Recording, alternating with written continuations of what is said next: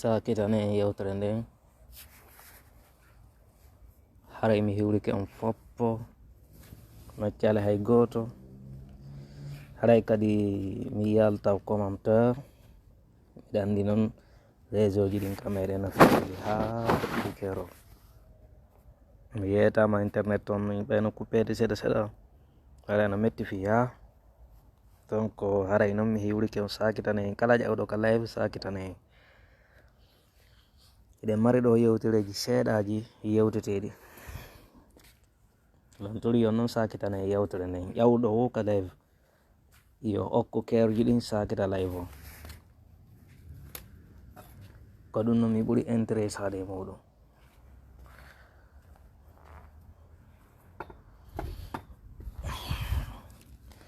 sakitane yewtereji ɗin sakitane yewtereji ɗin natuɗo wo yo sendudu mi hiwroɗo e tanti adama Paris, mi hiwroɗo wontirɓe laggine ɓe en fo e Souleymane Danemark kadi wontirɓe sengo Danemark, mi hiwroɗo kadi e Bari Bobo l'Islam, mi hiwroɗo kadi ɓeɗa ɓe aroɓe ɗa monsieur Soumaila to depuis Angola. mi hiwrike on fo ala ko liyali mi accala hay goto so minni mi sitayɗo indele mode on fou mi falje mi acca e woɓɓe. donc haray noon ko piiji seeɗaji ɗi mi faala en ɓeyditande ɗo hewti hande kadi noon ko darane hoore men anden penale ɗen yalti e kene ɗe walike ko hoore lawol fi honno min nani penale ko par ce que yiɗon andi si piiji ɗin yeehi ha hewti nokkugo a ɓendina e hakkil dara e ɗe balle ɗo en yii kon feƴƴude ka leydi men dégaji mi profite ɗo encore une fois mi hiwro ɓe mayiraɓe ko tawata ko ndiyana woni saabu maɓɓe ɓe nguli woɓɓe naati e muɗum lutti e ɗum haray miɗe hiwroɓe lantori yo Allah hirnoɓe yaafo wattida ɓe yaafaɓe.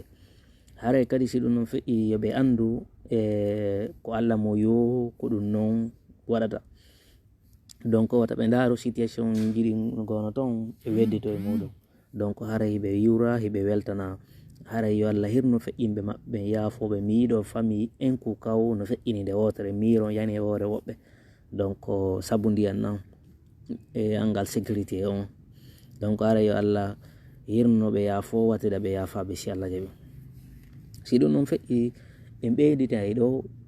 piiji seeɗaji fon ɗi woni piiji seeɗaji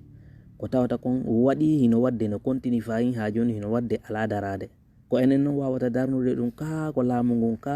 ko homɓe wawata darnugol ɗum ka ko malayka cippoto ara darnanay noon en ɓeydodira e ɗum noon. si ɗum noon feƴƴi en yewta ɗo toɓɓe ɗiɗi ko tawata mi aroyay kadi e live mi yewta ɗum no spécial ko tawata no hani ko ɓanginen fi muɗum par ce que yahama ha hande kadi mo kala wowli jonnon ɓay mo kala wowli en ala landade hay e goto hande kadi en daara noon hande kadi ɓe wowlali ɓen ande estimation maɓɓe on anden compte ɓe wiiji par ce que si goɗɗo yewti hande kadi ko musata ɗum kun ka nder ɓernde ala hande kadi ko landatoɗamo toon kon ɗum kadi heddi haray o yewti ko yewtimo surtout ko fewnuɗen ɗon en. mbiɗa andi noon sengo internet toon Conakry no coupé ani ni fayda réseau ji ɗin faible ya courant ala ndiyanna no tampini jama on haray miɗe tori on yo Allah changean en ɗum ɗo kono noon mi innay ko onon sali yo change fi honno min nani ko onon sali yo change rowani feƴƴuɗo kadi ndiyanan ko ni wonno waɗirde dégâts ka leydi meɗen laawi kupi hande leydi meɗen ndi a hikkinta yeeso a artirta ɓaawo a accata hakkude ɗon a wawata deƴƴude kadi hara a wolali fi mayri ko ɗum ɓuuri mettude fi leydi meɗen ndi. leydi men ndi no metti gerande fi honno minni leydi men ndi no metti gerande mami inna e jama on no metti gerande par ce que jama on ala jaɓude immade ko waɗa wo leydi meɗen ndi no wondi e barki ndi wondi e ko Allah hokkidi kon kono enen en ala jaɓude wallitade leydi meɗen ndi si en jaɓino yimmike darkeno hanno joni en moy ana joni Fouta Diallo heɓino haysko lawol gotol principal kono ɗum noon waɗali.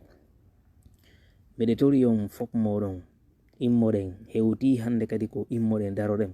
woɓɓe no arde ɗo ataka men woɓɓe no arde ɗo ataka mene wonɓe ɓen wadde combat mi jabotako ɓe mi hokkataɓe chance miɗen mari ɗo audio ji maɓɓe ɗe mi jouinta ɗum ɗum fus metatala kono ande hunde wotere ka fewnuɗen ɗo leydi meɗen ndi ɓay tun en yii ndi ƴettama en otage ƴettuɓe ndi on en otage ko enen wernunoɓe ɓe ari ɓe feni ɓe hikkini fenande yeeso wotani ɓe 5 septembre ɓe jooɗi ke ɓe hoore meɗen wana de sikkugol ko fofere meɗen wana de ko sikkugol ko jasere meɗen na jasere me hay e goto e meɗen ko discours engagement solennel mo ɓe ƴettu noon ko on waɗi ha respectuɗen woɓɓe meɗen hikkani ɓe ko communauté international ko CEDEAO e ko union européen e ko nations unis ni taɓe sanction kumpay ko ɗon andi déjà mi ala lintude ɗin détail ji ɗon fo ha mi nata e lewre goɗɗo kono